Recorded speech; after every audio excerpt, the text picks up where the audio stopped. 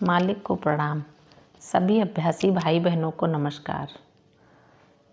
आज जो मैं विषय पढ़ने जा रही हूँ, श्री पार्थसारथी राजगोपालाचारी द्वारा दिए गए भाषण।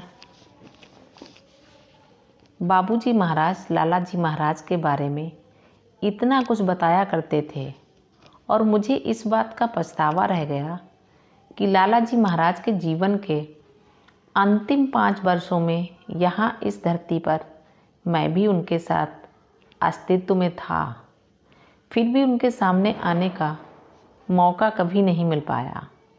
मेरा मतलब है, शायद लोग मुझ पर मुस्कुराएं या हंसें, क्योंकि 5 वर्ष का बालक भला महान गुरुदेव के सानिध्य में क्या कर सकता था। लेकिन मान लीजिए मैं उनके सामने आ गया होता तो उनकी नज़र पड़ने मात्र से ही बहुत बड़ा अंतर पड़ गया होता।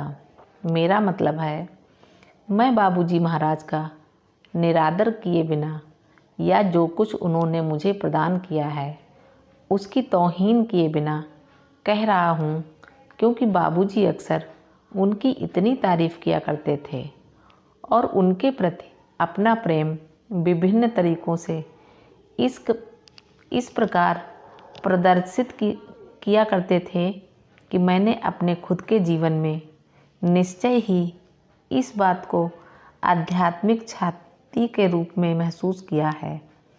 बाद में वाकई शायद लालाजी महाराज ने अपने तरीके से, अपनी कृपा से, कुछ अनुभवों द्वारा, जिनका मैंने अपनी पुस्तकों में जिक्र किया है, 1 या 2 मौक़ों पर मेरे सामने प्रकट होकर इसकी भरपाई की है।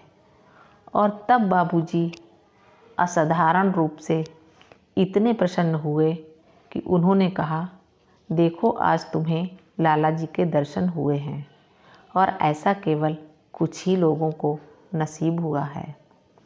पहली बार ऐसा तब हुआ जब ध्यान में मुझे अनुभव हुआ मानो मैं एक सुरंग से होकर गुजर रहा हूँ और सुरंग का दूसरा छोर रोशनी के छोटे बिंदु की तरह है। मैंने लगभग रोशनी की गति से जैसे जैसे बढ़ना शुरू किया, वह छोटा बिंदु चौड़ा होता चला गया तथा निकास द्वार बन गया और मैं उससे होकर बाहर आ गया। वहाँ पर एक बहुत बड़ा चमकता हुआ पिंड था, जिसमें सबसे पहले मैंने बाबूजी महाराज को देखा, फिर लालाजी महाराज को। एक सुनहरे फ्रेम में, यानी मुखाकृति में नर की तस्वीर के फ्रेम के अर्थ में, बल्कि ऐसे मानो वे सोने के बने हुए हो, फिर भी वे अपनी शांत मुद्रा में चिरपरिचित मुस्कान बिखेर रहे थे। बाबूजी लालाजी में परिवर्तित हो गए और आखिर में लालाजी मुझ में परिवर्तित हो गए। इस प्रकार नहीं जैसा प्रतिबिंब में होता है कि मेरा दायां कान बायां कान लगता है, ऐसा नहीं, बल्कि ऐसे जैसे मैं स्वयं वहाँ हूँ। वहाँ मैं बाबूजी ने मुझे बताया, आध्यात्मिकता का यही रहस्य है कि जब तुम उनकी तलाश करते हो तो तुम स्वयं को पाते हो। इसलिए ये दिव्य प्रगटीकरण कहलाता है। इसे स्व का प्रगटीकरण भी कहते हैं। ईश्वरीय साक्षात्कार ही स्व का साक्षात्कार है, क्योंकि स्व अर्थात उच्च स्तरीय स्व ही हमारा वास्तविक स्व है और दूसरा स्व, जिसका मैं अपने स्वयं के रूप में जिक्र करता हूँ, वह स्थूल और भौतिक स्व है, जो आत्मा को अलग रखकर केवल पदार्थ और मन द्वारा निर्मित है। जिसका मतलब है कि साधारण मनुष्य अपना जीवन आत्मा की भूमिका के बिना ही निर्वाह करता है। आत्मा एक मूक दर्शक की तरह काम करती है और जैसा कि वेदों में पुरुष सूक्त में कहा गया है, वह वहाँ शाश्वत रूप से एक सूक्ष्म लौ के रूप में विद्यमान रहती है और अपने इसी जीवन में उसे जागृत करना है। अन्यथा वह जीवन दर जीवन हमारे शाश्वत साक्षी के रूप में ही चलती जाएगी।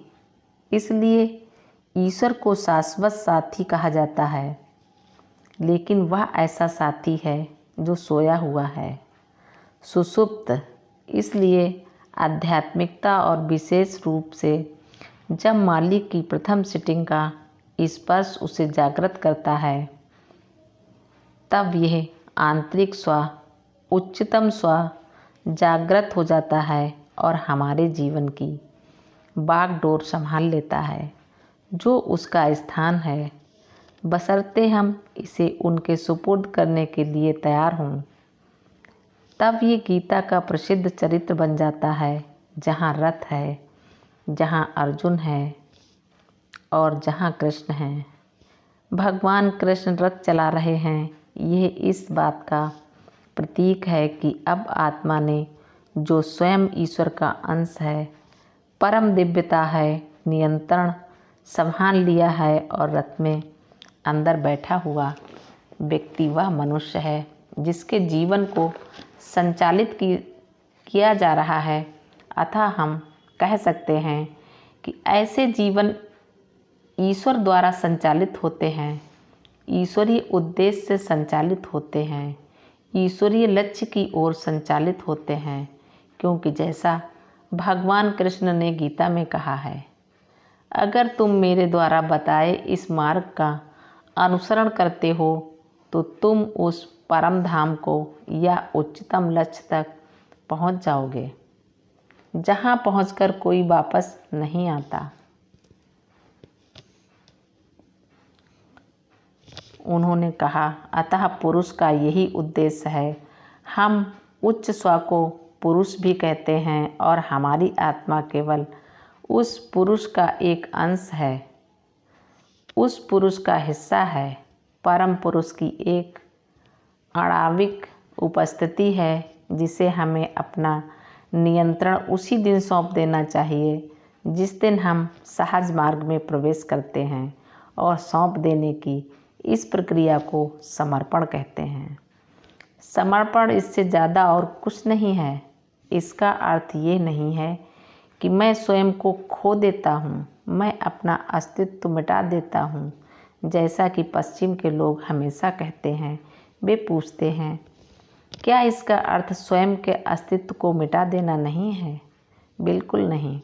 इसका मतलब केवल इतना है कि स्वयं अपना नियंत्रण किसी ऐसे को सौंप देना जो आपके जीवन को उस प्रकार से निर्देशित तथा नियंत्रित कर सके जिस प्रकार इसे चलाना चाहिए, ताकि इस मामले में अपनी जिम्मेदारी से आप बरी हो जाएं, आप शांति से यात्रा कर सकें। जैसे हम किसी ट्रेन अथवा हवाई जहाज़ में सफ़र करते हैं, हम इसकी चिंता नहीं करते कि ये कैसे जा रहा है, ये कहाँ जा रहा है, क्योंकि चालक को मालूम है कि गंतव्य वहाँ है। तो इसी कारण मैंने महसूस किया कि अगर मुझे लाला जी महाराज के ज़माने में उनके सामने आने का सौभाग्य मिल गया होता तो शायद मेरी आध्यात्मिक यात्रा काफ़ी पहले ही शुरू हो गई होती। 28 साल की उम्र होने तक इंतज़ार करने के बजाय मैं इसे शायद अपने जीवन के 5वें वर्ष से ही प्रारंभ कर देता। वैसे ही जैसे लोग बच्चों को बाबूजी महाराज के पास आशीर्वाद के लिए लाते थे। इसका क्या उद्देश्य है? इसलिए नहीं कि उसे आशीर्वाद प्राप्त हो, बल्कि इसलिए कि बच्चे का दिव्य दृष्टि पड़ सके। मालिक को प्रणाम। सभी अभ्यासी भाई बहनों को नमस्कार। धन्यवाद।